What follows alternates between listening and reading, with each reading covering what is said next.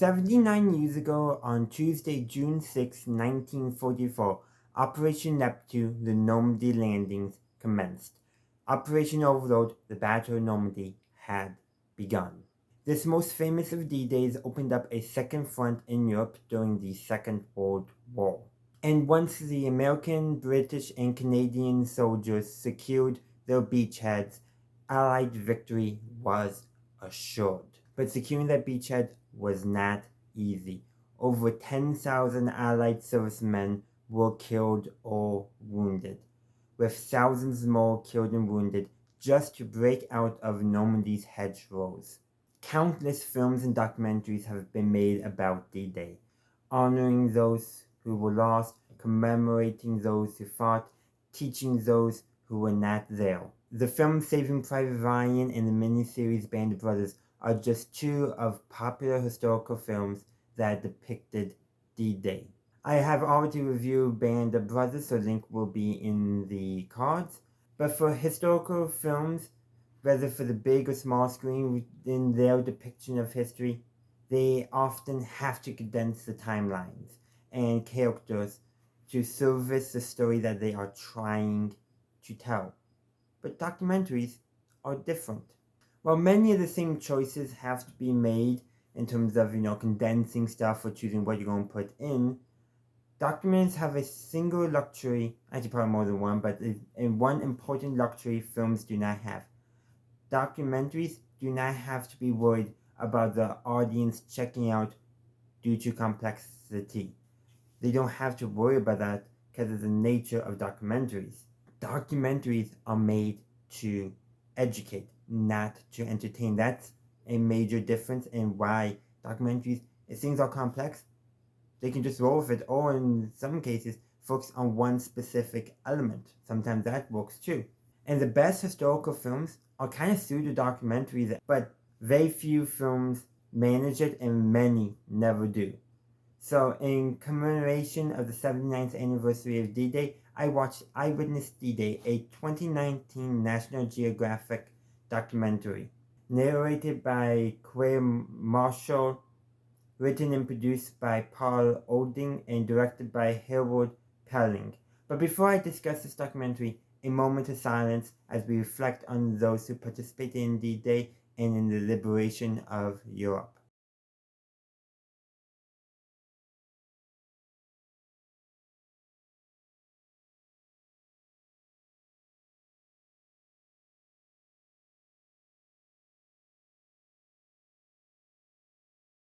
Eyewitness D-Day takes a look at D-Day through 5 individuals who participated in the landings.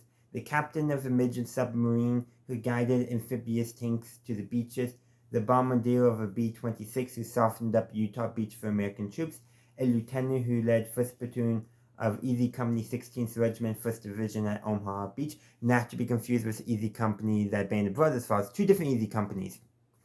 It's confusing, I know. A private in the British Airborne who helped delay German armor from reaching the beaches, and a British Sherman tank commander who helped halt German tanks heading to the beaches. And yes, the Brits did use a lot of American equipment, not just their own. Using a combination of narration, photographs, archival footage, dramatic reconstruction and reenactment, and the personal testimony of the men in question performed by actors. This documentary gives us a look at D-Day in ways we don't always think about. We all know about the American landings at Omaha Beach thanks to films like Saving Private Ryan, and the American airborne operation thanks to miniseries like Band of Brothers.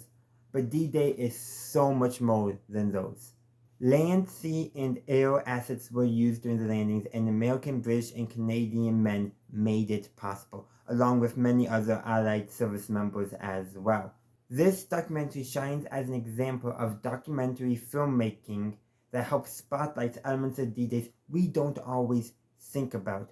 And if you, like me, enjoy history, I recommend giving it a watch. I mean, if we think beyond the normal D-Day stuff that's in pop culture, we'll probably think, oh yeah, there's, we'll think about, the showboat bombing, or the bombers at Omaha didn't successfully bombard the beach, didn't successfully soften up. But we don't think about all the other successes and failures and difficulties they had to overcome.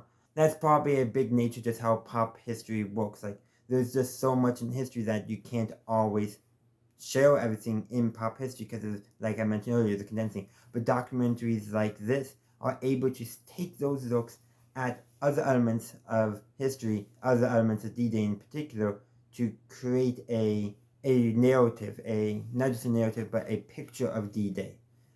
And I do appreciate for that.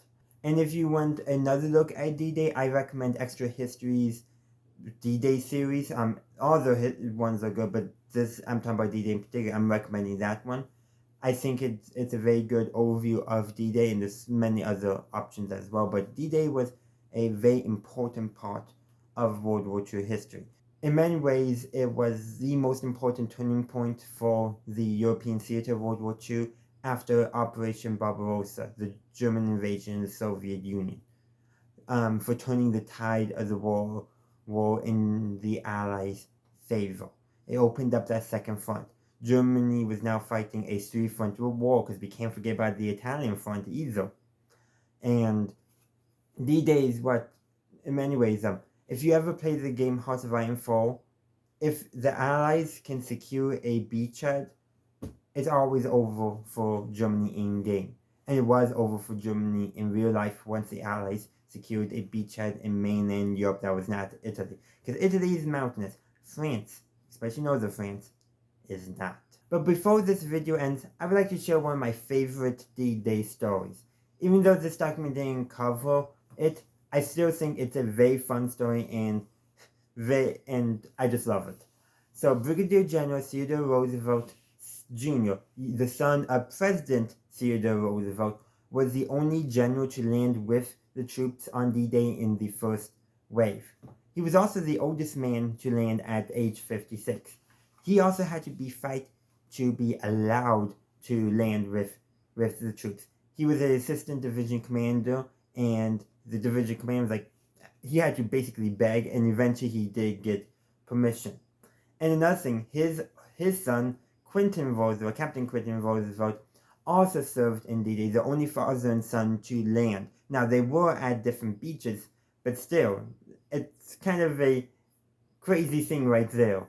This is probably the best part of the story. In a move that surely would have made his father, President Theodore Roosevelt, proud, not to be confused with his cousin, President Roosevelt. When him and his men landed, he famously said, "We'll start the war from right here," upon discovering that they had landed in the wrong position. And he led his men successfully in completing their objectives. And arguably, those positions that they actually landed in were better than their original positions too. And like, there's a story of him directing traffic as troops land to help them get to their objectives. Like, he really helped made the Utah beach landing successful. Omaha's the one that failed.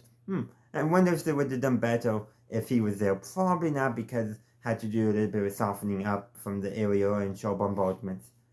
And then the cherry on top. After the landings, he rode around the battlefield on a jeep, helping direct men and all that, doing his job as a general, leading the men, giving them directions, all that stuff. He nicknamed it Rough Rider. His father's unit in the Spanish-American War was called the Rough Riders. I mean, it's just so perfect. Thank you for watching this video. I do hope you enjoyed it. If you did, feel free to like, upvote, and share the video. Also consider subscribing and following the channel if you haven't done so yet, and to ring that bell on YouTube to get notified of when new videos release. The link tree in the description links to all my social media. Check it out if you are interested. And once again, thank you for watching, and as always, have a good day, a good night, wherever you are. May the force be with you always.